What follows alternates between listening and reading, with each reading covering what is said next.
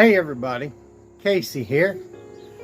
I just want to take a little bit here. It's been a while since I've been on, but I'm going to start doing things a little bit different, and we're going to come on here and we're going to tell some stories.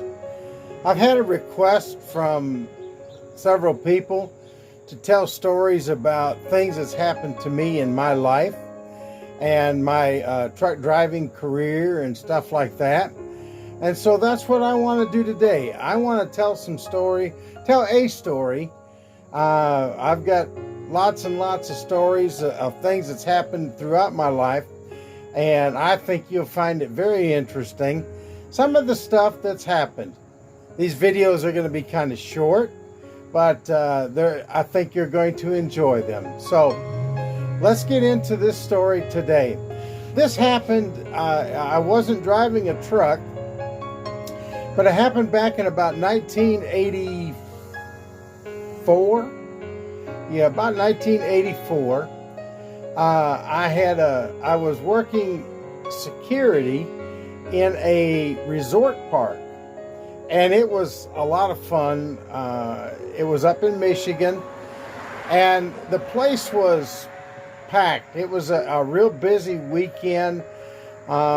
We would have somewhere in the neighborhood of probably, I would say 10 to 12,000 people out there every weekend. And we as security officers were just like policemen, except we didn't carry a gun. We didn't write tickets, we didn't arrest people. We did write tickets, but the tickets were just for your park, for the park only, and they went in the residence file. And so it was kind of interesting. It was really a lot of fun. But this one particular day, I was out on patrol, and I got a phone call, or not a phone call, but a radio call, saying that there was a young man who had fallen out of a tree and had was hung up in a tree and had a stick stuck through his leg. Well, by the time I got there, there were some folks that had got him out of the tree. They broke the stick off, and he was about 11, 12 years old, and he was laying on the ground, and he had this stick.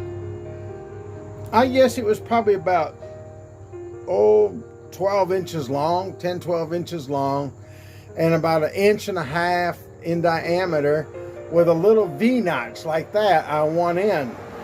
And that V-notch had went through his thigh of his leg, and the tendons and skin was just laying through this notch like this, and he just was laying there bleeding. Of course, he was in a lot of pain. And so I, as a security officer, I sat and I talked to him. I tried to get information out of him and stuff like that. And there was it was close to the beach, and there was a lifeguard on duty who was a nurse, and she come running and got up there, and she sat there and talked to him, and she looked at me and said, "He's starting to go into shock." I had given her my watch, and she was doing all the vitals and stuff like that. So I said, okay.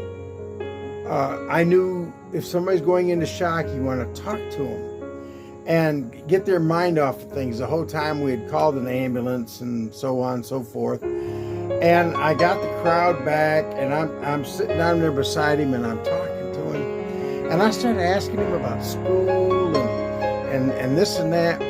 And his heart rate came down. He came down to normal. And I got his mind off of his immediate problem. And we just sat there and talked and talked and talked. And finally I heard the ambulance in the background, and I said, "Son," I said, "here comes the ambulance. Help is on the way. Your mom and dad is coming. You're okay. You're gonna be fine." And so he took and just totally relaxed. He comforted him what I was saying. And it wasn't long, the ambulance came, they picked him up, they scooped him off, took him off to the hospital. About 3 weeks later, here he comes in the guard shack where I was at. And he said, do you remember me? And he was at crutches. And I said, well, you look familiar. And he said, maybe this will jar your memory. And he opened up this black box. And there laid that stick. And I said, oh my goodness, how are you doing? He said, I'm doing good. He said, I want to thank you for what you've done for me. And you know, folks, let me just say, that really warmed my heart.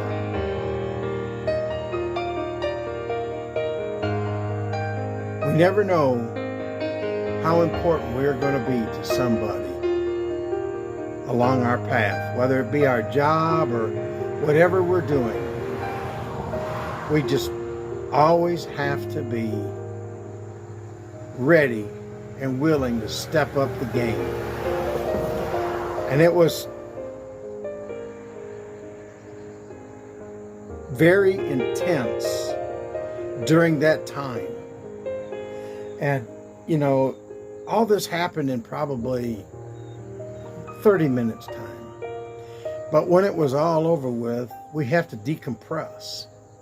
And so many times people nowadays don't take the time to decompress.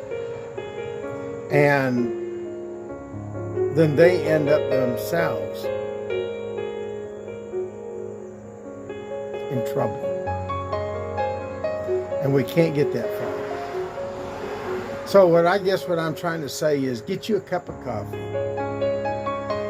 Find someone to talk to. And take time to decompress about the things in your life.